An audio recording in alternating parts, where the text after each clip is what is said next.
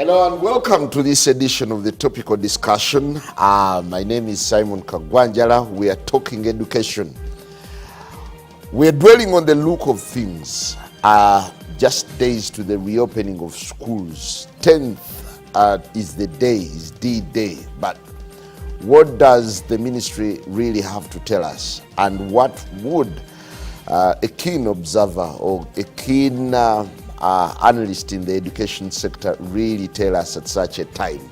There is quite a lot of anxiety and uncertainty regarding the staggered reopening and quite a number of unanswered questions that Dr. Mujimba Dennis, the spokesperson of the Ministry of Education, will be telling us, while Dr. Mary Goreti Nakabugo, the Executive Director of WEZO, an education consultancy, will also be making a critical outlook on the current state of affairs in the education sector as we prepare for the grand reopening after 2 years. Well, a very good morning, guests. What a pleasure hosting you. Happy New Year. Happy New Year. Thanks for hosting us. Good morning, Simon. Happy New Year. How much of a relief is the fact that come 10th, schools will be reopened? It's a big relief to us as government and as a ministry, but I think it is also a big relief to our key stakeholders, the parents and the children and the community at large, because education institutions are part of an ecosystem and they impact a lot about what goes on in our society. Now, leave alone, let's first put the learning component is very obvious. But there are some communities whose livelihoods have been surviving on schools. In these small supplies, because children have to eat meals, they have to get scholastic materials. You have employees who have been working in these institutions. They are not necessarily on the payroll full time, but they are contract staff. So there is a lot that the school has been adding to the livelihoods of society. So when you keep them closed, you are closing a significant part of people's livelihoods. So that is big. Now, there is also the socio-emotional component that the schools have been adding to families. You go out to work knowing that your children are also being taken care of in learning somewhere else. But we have been in a situation whereby you're expected to bring bread to the table, at the same time, keep an eye on your child in the house. Now, that has been a big challenge for our parents, because in our society, both man and woman, husband and wife, go out to fend, because what one person brings to the table is not necessarily sufficient. So for almost 2 years, we've had that dissonance where there is something you know you ought to do, but you can't do it because of the conditions in your home. So it's a very huge relief to us as a ministry and as society, as a citizen. I just feel that it is the right thing to do. You cannot close forever. That is the fact. You cannot close forever. You cannot solve the problem, as we were talking with Mary, by being outside. You have to solve the problem by being in the middle of it. And I think the step government has taken is just the right one, and we hope to get out victorious. Well, Dr. Nakabugo, it's been close to 2 years since schools were closed down. Besides announcing dates, and of course making quite a number of guidelines, is there anything to tell the country, to tell the world that Uganda is ready for finally reopening schools? Thank you very much, Simon. And I think for me to add my voice to what Dr. Mujimba is saying, I can't agree really more than what he said. So it's long overdue. Right. Schools had to be reopened. I think, you have seen in the evidence provided by UNICEF that Uganda's schools have been the longest closed.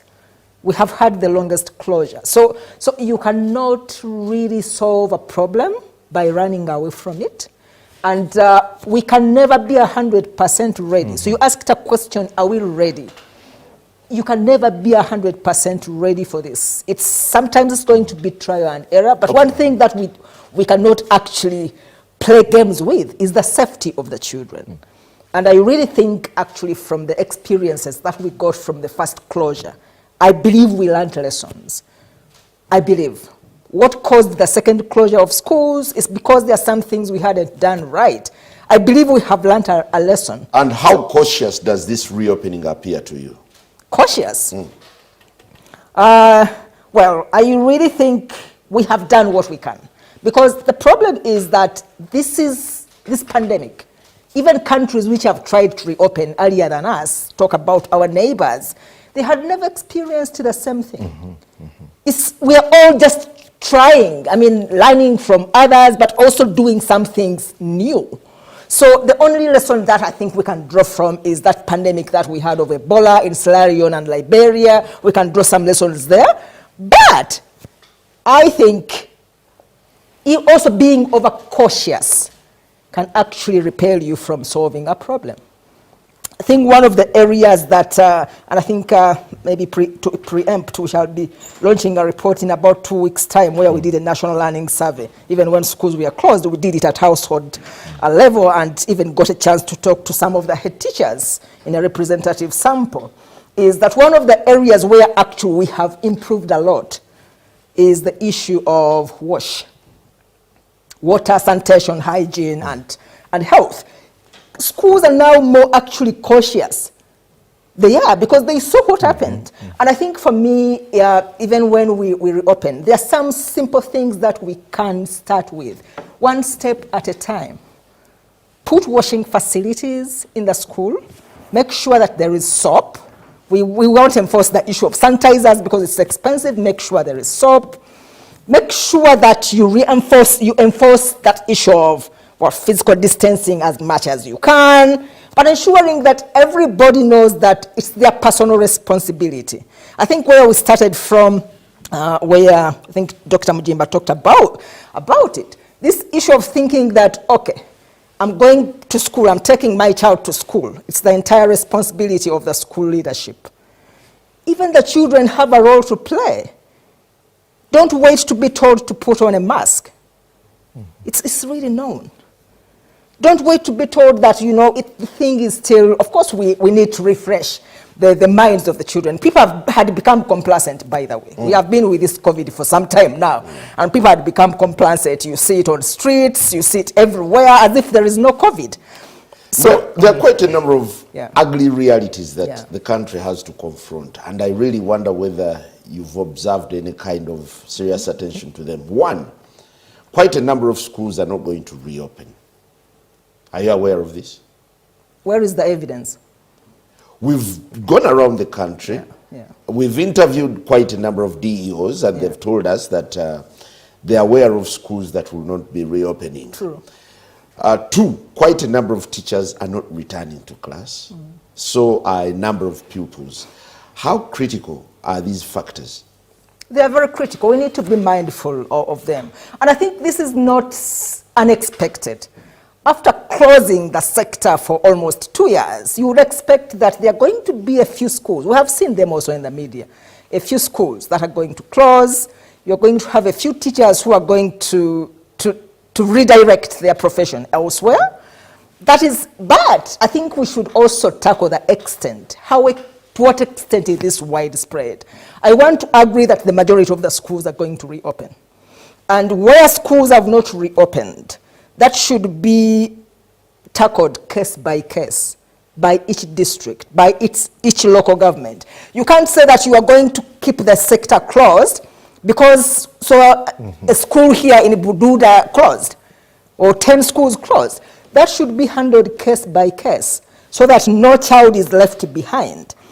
But again, government needs to be mindful of that, but also ensuring that we are driven by evidence. I think until now, maybe Dr. Mujimba will give some evidence during the course of this show. Until now, we don't have a comprehensive survey documenting how many schools were there, that we know how many schools were there, how many are not reopening. at primary, secondary, and preschool. Even preschool is extremely important. Do you have this audit, So, Dr. Mjim?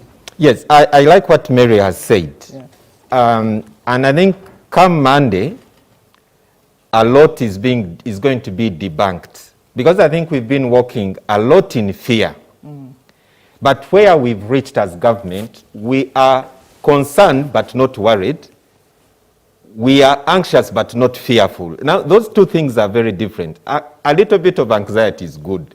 Even when you're going to walk down the aisle, sometimes you feel those butterflies it's a good day, but you feel some anxiety in you. But fear is a very dangerous thing. When you're fearful, you actually become very paranoid. You have imaginary enemies. Everyone is after you, something is after you, when there is absolutely nothing. We know what we are likely to expect. The issue is, what is the quantity of this problem that is going to emerge? Now, we don't have the clear evidence. And you can only establish after schools. Exactly. There's some things that you can only get to know when you have stepped into the water. The rest is just speculation. For example, the issue of schools not reopening. We want to know by the end of January, what we are going to collect from the local governments is how many schools have been able to reopen, especially for the private sector. We want to know how many teachers have actually reported. We already know, especially in Kampala, Wakiso, and Mukono, we have anecdotal evidence that there is a migration of registration of learners into public schools. Now we want to know what is causing that migration. Why are learners now registering into public schools? Is it because private schools are not reopening? Is it because the socioeconomic effects, especially the economic ones, whereby households are not able to pay the hefty school fees in private schools? Is it because we have invested a lot in public school system before, and now there is more public trust in these institutions? So those are trends, all that we shall see come Monday. But we need evidence to move forward, and we need evidence-based interventions. I think we've worked a lot in speculation, and it has done us a disservice, because you just get nuggets here and there in the media, this is happening, but no one is putting a finger to the problem. And what made it difficult, for example, when we were distributing the home study materials, we targeted to distribute to all private and public schools. We reached the first lot of materials that we ended distributing in May this year. We found about 1,200 private schools were not open. Now, when you compare that number with what we've been reading in the media, that over 8,000 are not going to reopen, it just doesn't add up. We have about 28,000 pre-primary schools in this country. 28,000. Now, more than 80% of that number is within the central region. So it would be very interesting to see how many of those pre-primary schools are going to reopen, because we know that the clients are there. The children want to go to those schools. So why we are saying we are not fearful is because there is a demand for a service. So does this suggest that there Yes. have been quite a number of false alarms out There there? have been a lot of false alarms. Let's even go to the issue of vaccination of teachers. The information we are getting from the head teachers through our system, our district inspection system, most of them are reporting over 90% having received at least one vaccination dose. But when you see, even by the statistics from the Ministry of Health, the Ministry of Health itself has been clearly telling us our statistics are lagging behind. We don't have the updated information. But many teachers, over 90%, have at least received one dose. By the way, even this perception that private school teachers are not going for vaccination is not true. People want to come back and teach.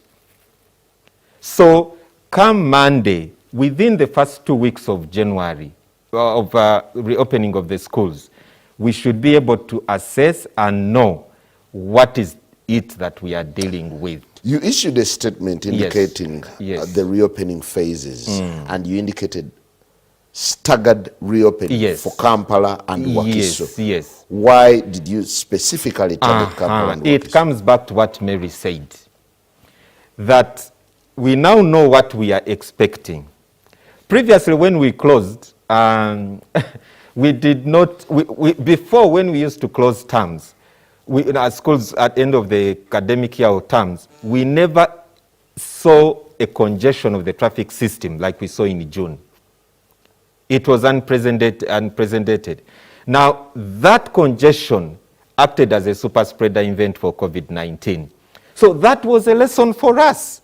We cannot repeat the same mistake. You cannot solve the same problem twice. That means there is something you're actually doing, you're not understanding the nature of the problem. So the interventions we came up for Kampala, Wakiso, Mpigi, and Mukono is to prevent us creating a super spreader event out of school reopening. Because more than 60% of learners in this country are within those 4 districts. More than 50% of all schools in the country are from those 4 districts. So if you do not have a strategic way of ensuring that you safely reopen, you're going to create a problem, and we do not want to create a mess when you are just coming out of work. Are you on the same page with the owners of these schools? Because apparently, yes, they seem to be asking all students to report by the 10th. There are 2 things here, Simon, that we are glad to clarify. The rest of the country does not operate on a staggered reopening calendar. They report on the 10th of January, which is a Monday. The staggering is only for Kampala, Wakiso, Mpigi, and Mukono because of the unique situation. Again, let us appreciate... Is it enforceable? It is.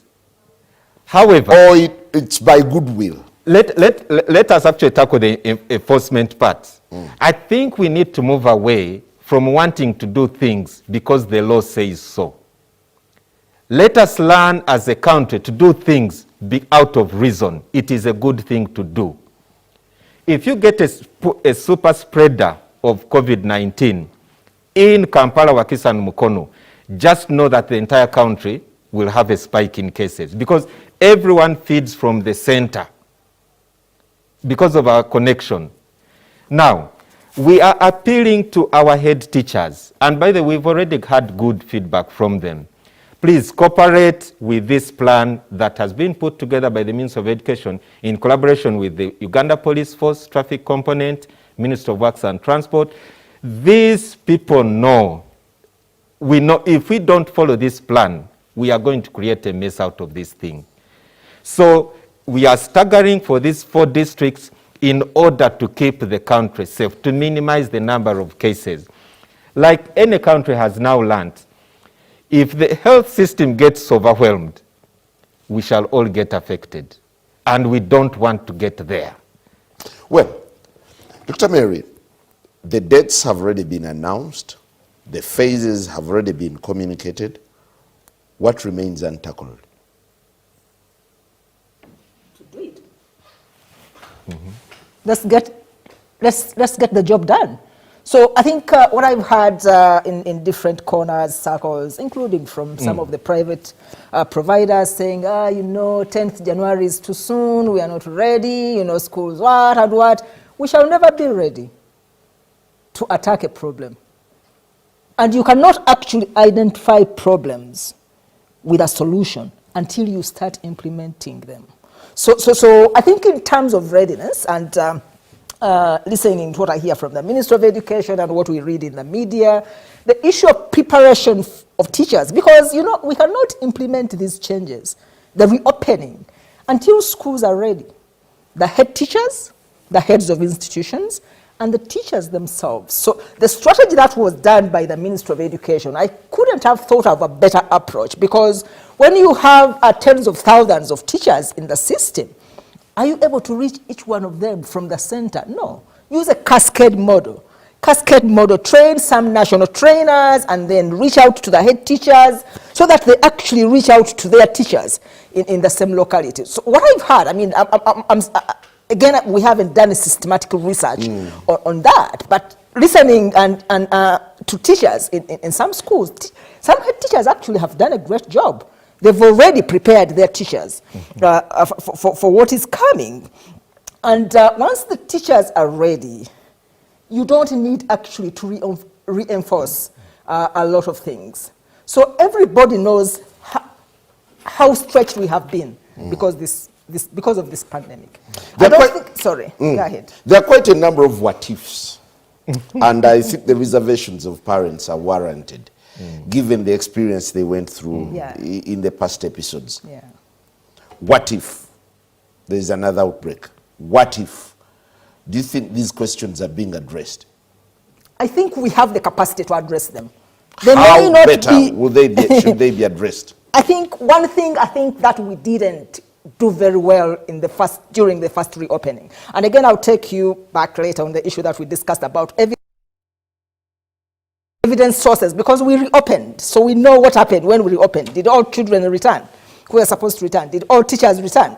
Did all schools reopen? We have some evidence on that. But going back to your question. To the scenarios. Yes, what if? That parents are mapping. One thing that we didn't do very well as a sector or as a country was to look at this whole thing as if it was a mountain or a forest. I think we need to do things on case-by-case basis. It's unlikely that we are going to have a national outbreak where all 100% of the schools experience the same outbreaks, percentage of outbreaks, or even within the same school. You are not going to have all the children being infected.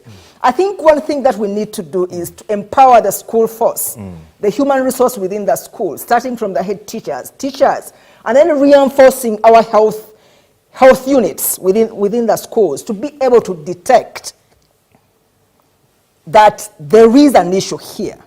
Isolate those children and attend to them. In unlikely events, well, it could be likely, as you said, that within a school, the percentage of children affected is extremely high.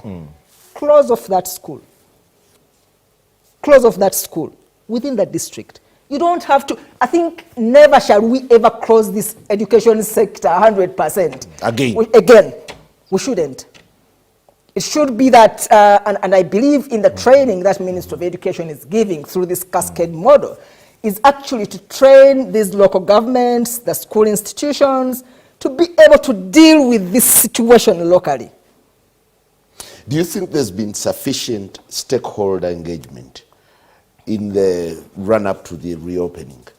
I think it could have been done better. It could have been done better, but it's not too late to improve these things. I think initially, starting from March 2020, every sector kind of put in place task forces.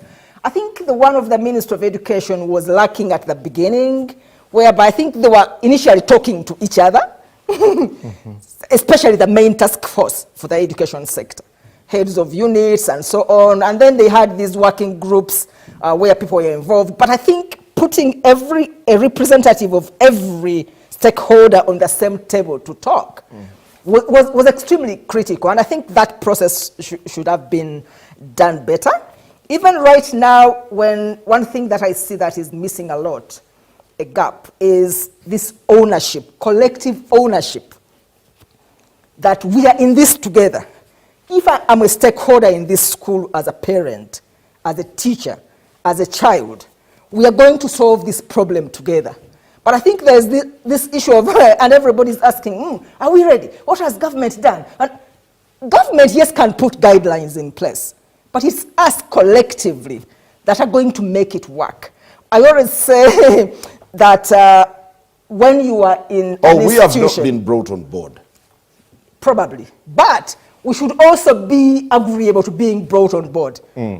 That you don't want to be like a passenger. Like even when you're a passenger in a bus or in a taxi, you can actually speak that, okay, mister, we are supposed to be 14. Why are we 18?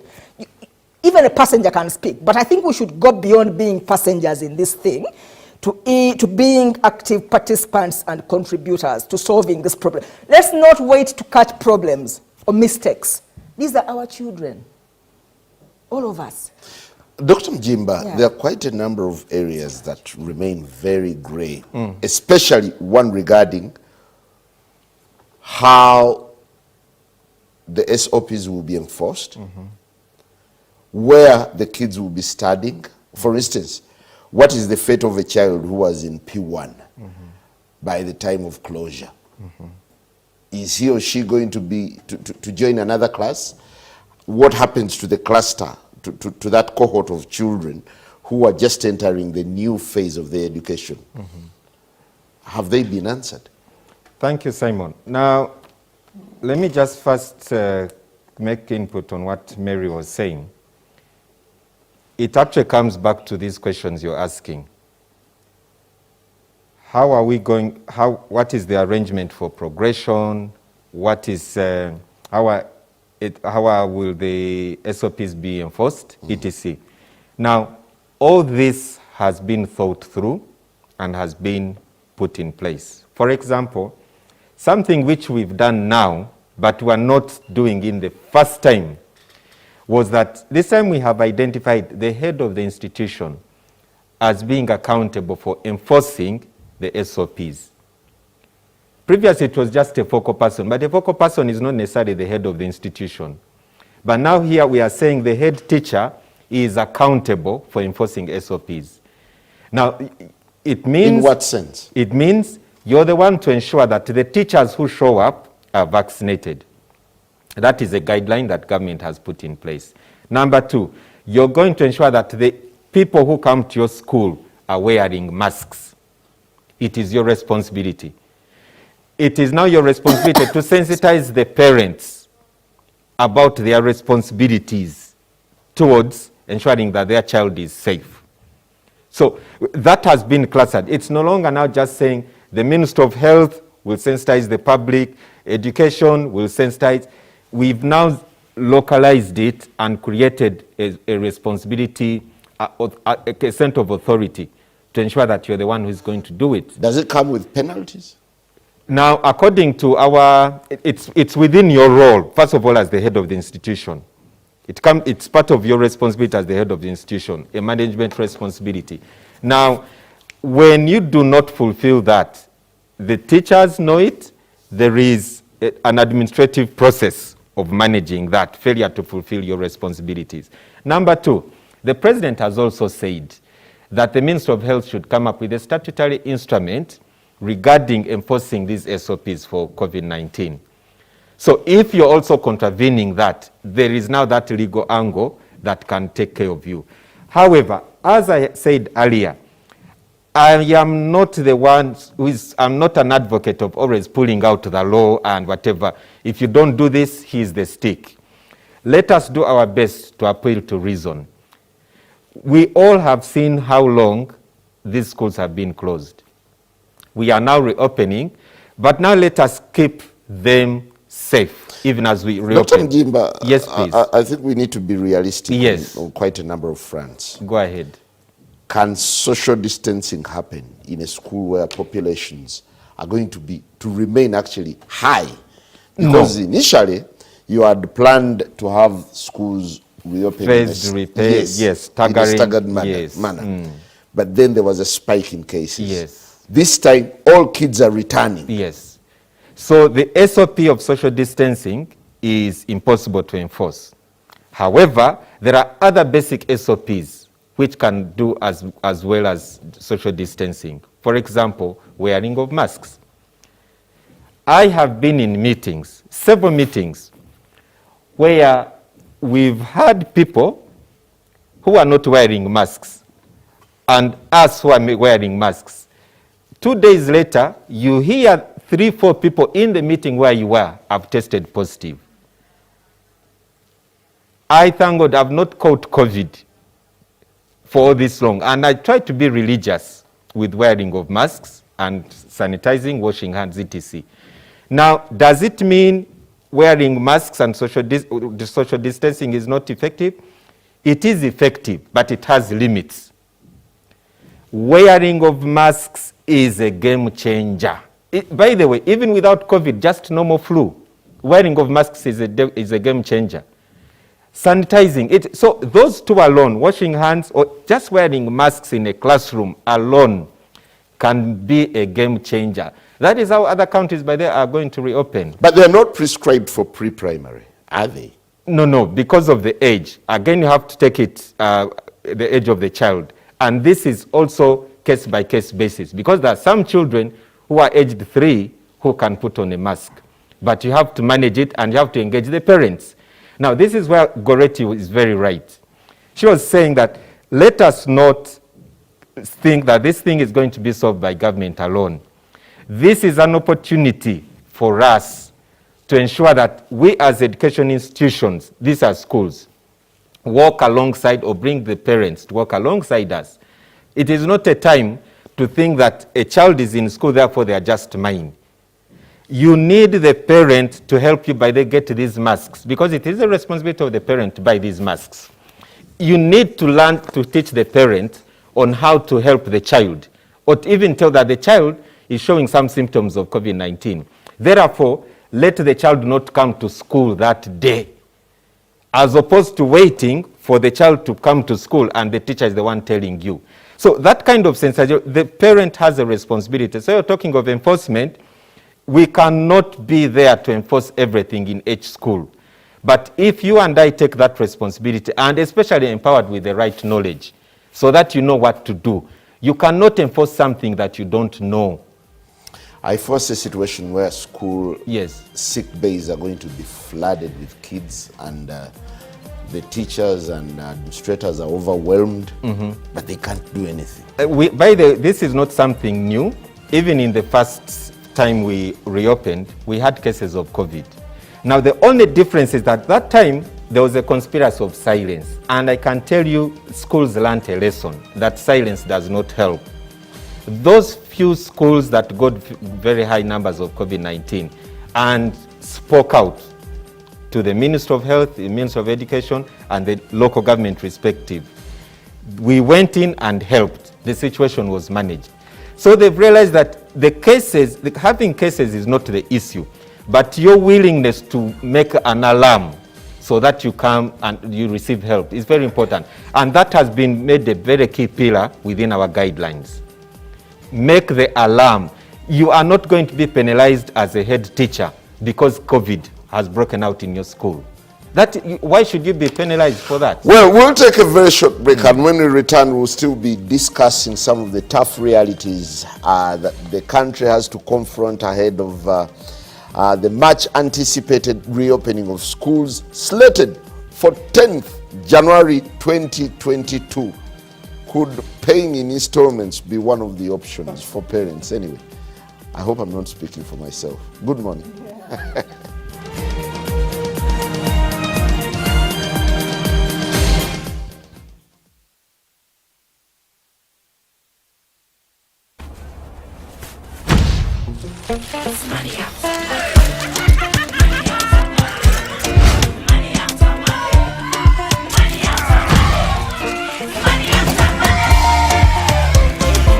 Transact and win money after money with Airtel Money. 1.5 billion shillings in cash prizes up for grabs.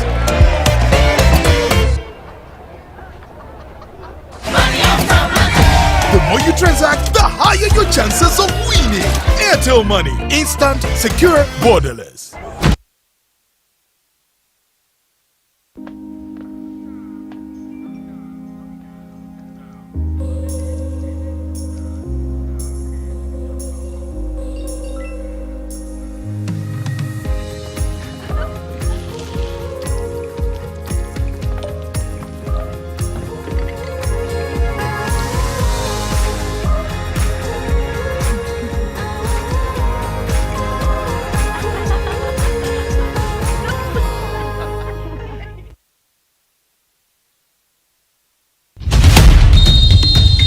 All your African stars will come together in their national colors to indulge in the biggest football piece on the continent. Mo Salah attempts to lead his Pharaohs to raid title number 8 from the home of their close chasers, Cameroon. Will Ghana's Black Stars shine to their first title since 1982? Man City's Mahrez want it back to Algeria, but the Super Eagles are watching in green. The fans are expectant, the players are geared up, and we are ready. Catch the 2021 Africa Cup of Nations live on Uganda's home of sport, Sanyuka TV, starting on the 9th of January 2022 to the 6th of February 2022. Brought to you by Star Times. They are in your food, in your water, in your gardens, and in the air you breathe. They are a nuisance in our communities and are hazardous to our bodies. Plastics are not just a government, but also a personal problem. They affect your children, your grandchildren, and great-grandchildren. They negatively impact generations. No matter who you are, where you live, or what you do, plastic pollution affects us all. Our environment, our responsibility. Taso Butonde. This message is proudly brought to you by Vivo Energy Uganda, Uganda Breweries Limited, Stanbic Bank, and NBS Television.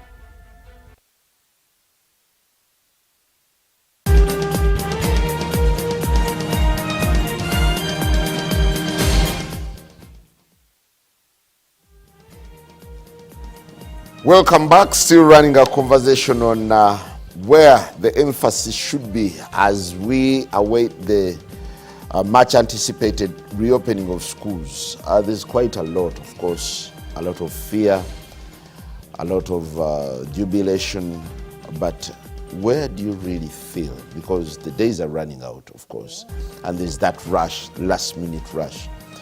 Where should the country be focusing now? Thank you. Thank you very much, Simon. I think our top priority, as it has always been since March 2020, should be on ensuring the safety of the children, primarily. Then next step is to ensure that when they go to school, they actually remain safe, but that they are also learning. Because they are not going to school for holidays. It's not an extended holiday. So we should be able to manage that situation of ensuring their safety. And I think at this stage, I must applaud the Minister of Education for having realized the challenge that we experienced during the first reopening and closure. The traffic jam, human jam that we experienced in Kampala, Mukono, Wakiso, I think we have learned a lesson. It was really, I mean, some of us were crying and bleeding in our hearts. It was terrible. So it's good we have learned a lesson. But now as a country, let us obey the regulations. Let's not wait for the Minister of Education to apply the carrot and whatever stick method that please comply. I appeal to the heads of institutions in these affected districts. Let us listen. I know maybe that directive should have come much earlier, but it's not late. We still have a week. You can, even if, I know, I mean, we all have children in school. Some schools have already announced dates of, you can always recall that to ensure that there is no catastrophe again. So it's a two-way thing to ensure that, yes, we have the directives, government is guiding, but is it possible to debunk the fears in parents? I think actually it is, and I think also that extent of the fear, Simon. Oh, I'm fear-mongering myself. No, the thing is, and again, this is where we said we need to actually kind of have evidence. I know, like I said, we have done a national survey, which we are releasing in next week, and it's true. One of the major fears why some parents did not return their children to school when they reopened was that fear of COVID-19, the health issue, but also the issue of the finances that we are talking about, that people didn't have the resources. Yes, it's true. But now that we know what the problem is, we must ensure that we debunk that fear.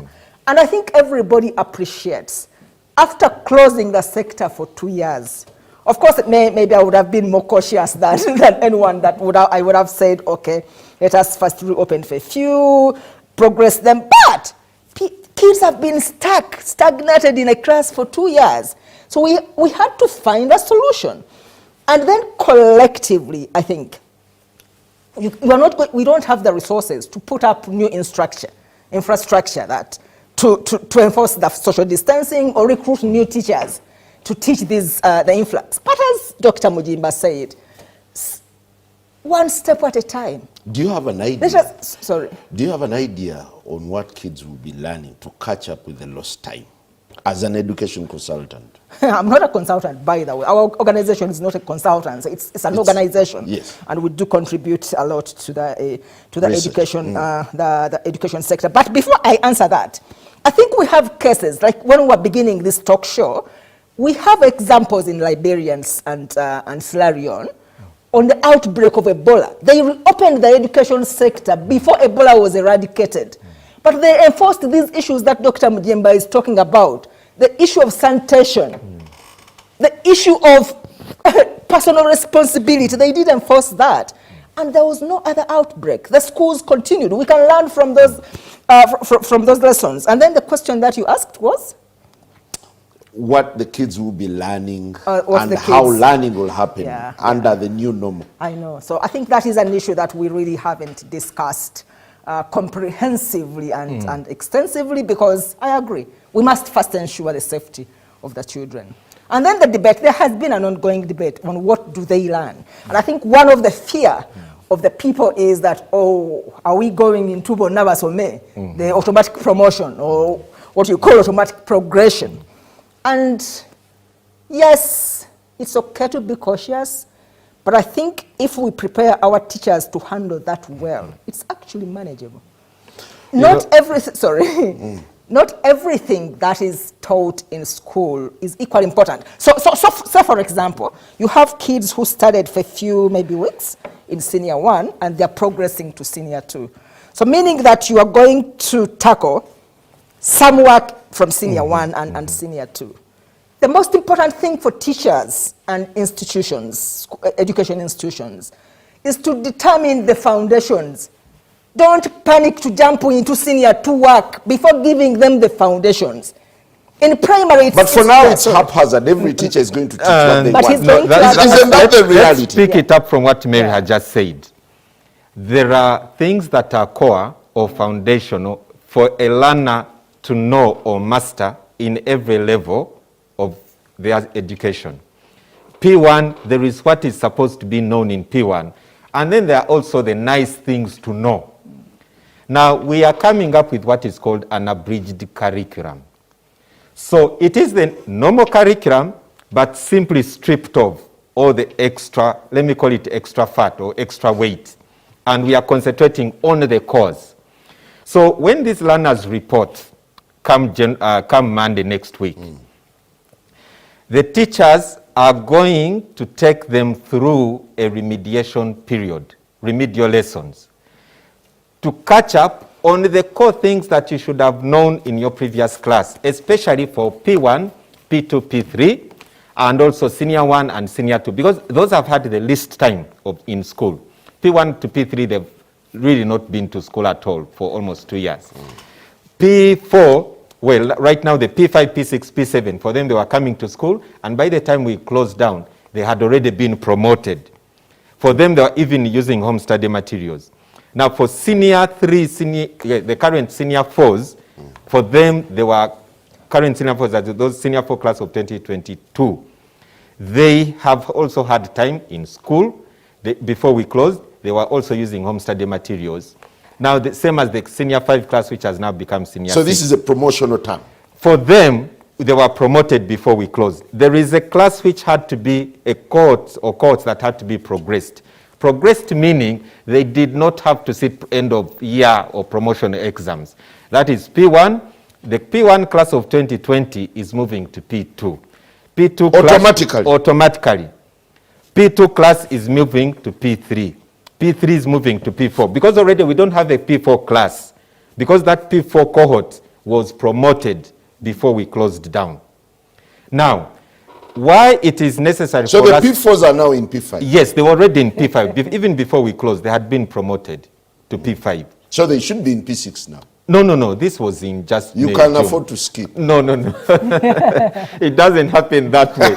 So what is going to happen with this abridged curriculum? It is going to be a guide for the teachers to know that you have this time to help me, the learner, who has been away for this long, to ensure that by the time I begin on the content for my new class, I have been exposed to and mastered the cores, the fundamentals of my previous class. Now, the beauty of our curriculum is that it works in a spiral nature.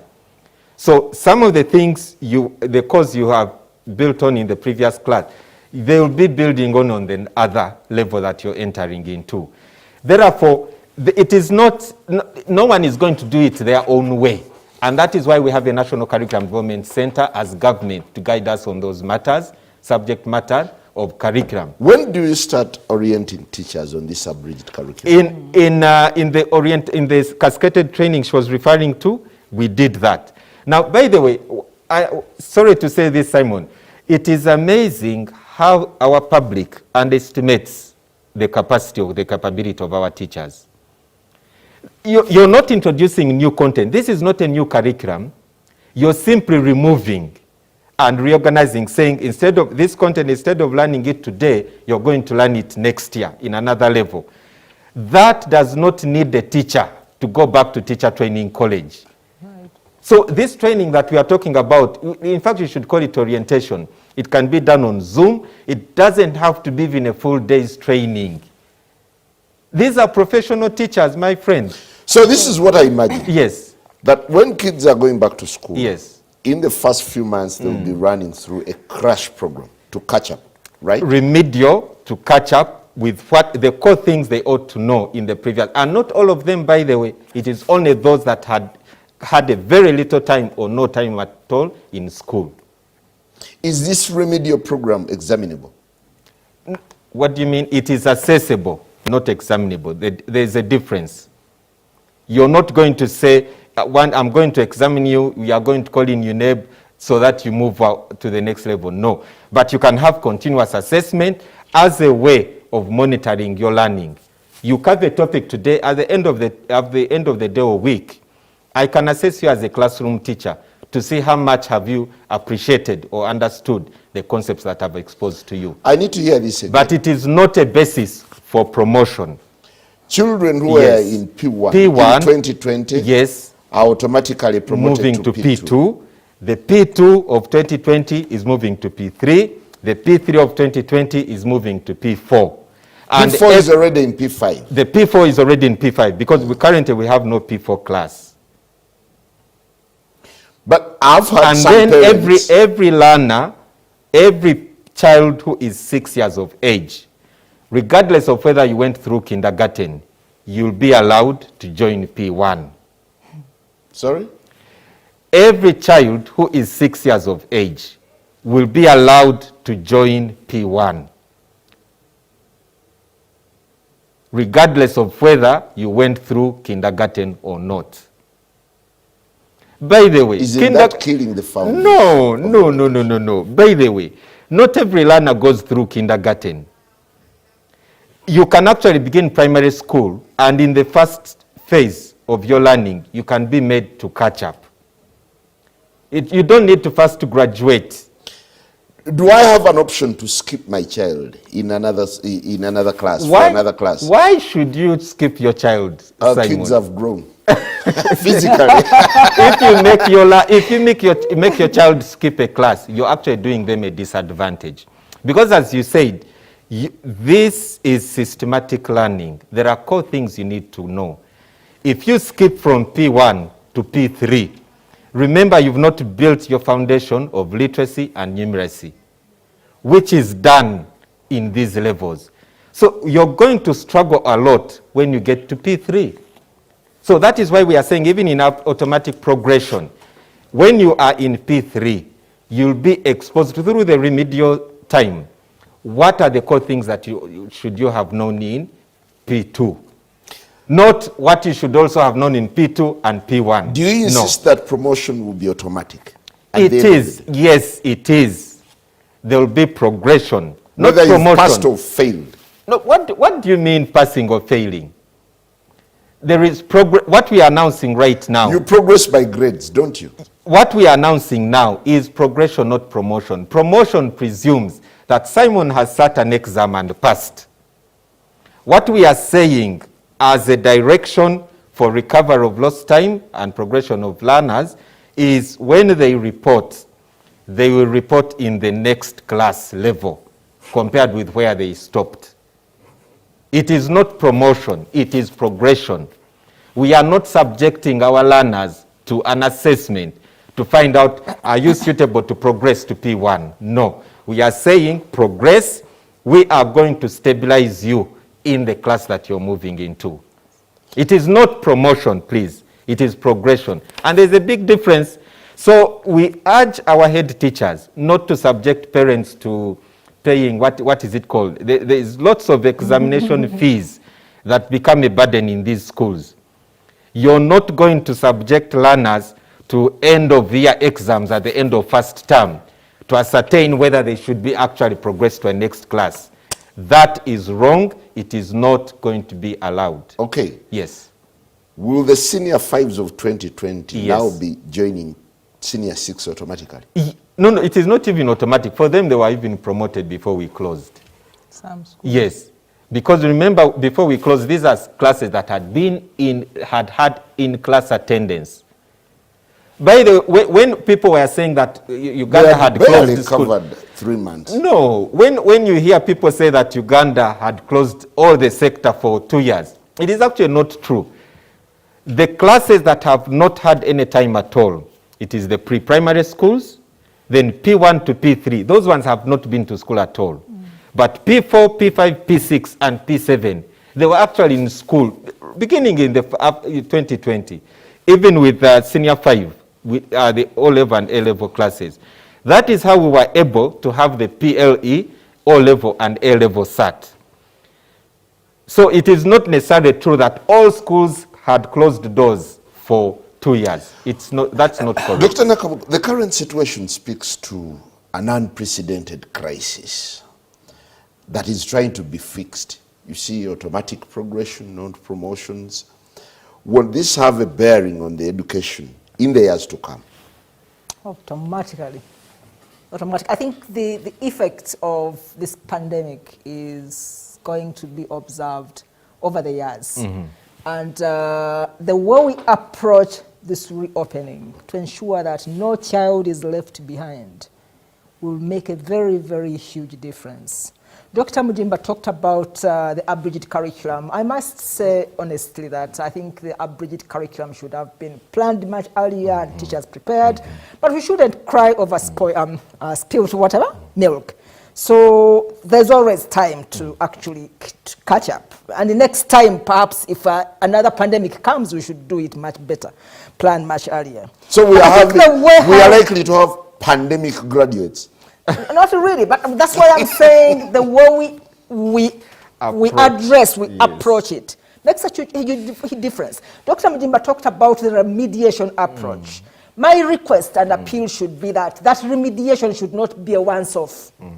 Actually, that remediation should become a permanent component of our education system. Because even when you have remediated, you know, these kids have been in different places. Some have been learning, some have not been learning. They're actually coming back at different levels. Yes. So capacitating the teachers actually to be able to assess these kids. First of all, that abridged curriculum should have specified that a child should be able to learn and know and do this and this and this. Then you check that I have 80 kids. Where are they? Because if you say you are going to give remediation to everyone, some are going to be bored. Some have already learned these things. So planning that remediation to ensure that those who have been left behind actually catch up is extremely important.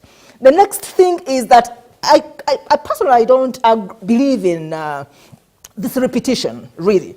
You can progress children, but ensure that actually you create some time within the school timetable to ensure that they're actually supported to catch up on what they didn't learn. Because even when you promote them, many are going to be left behind. So can we have a permanent kind of timetable? I don't know how the timetable is going to look at, to ensure that maybe two hours every day are put aside to support these kids who may have progressed to another Will class. these kids handle the pressure? Because it looks like there is a crash program now that is awaiting them.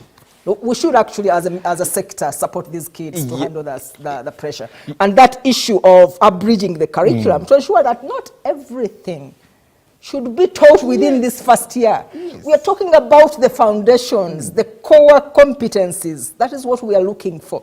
Such that when you have acquired them, like when I talk about mathematics, for example, once you have acquired those, the 4 operations, it's quite easy to catch up later.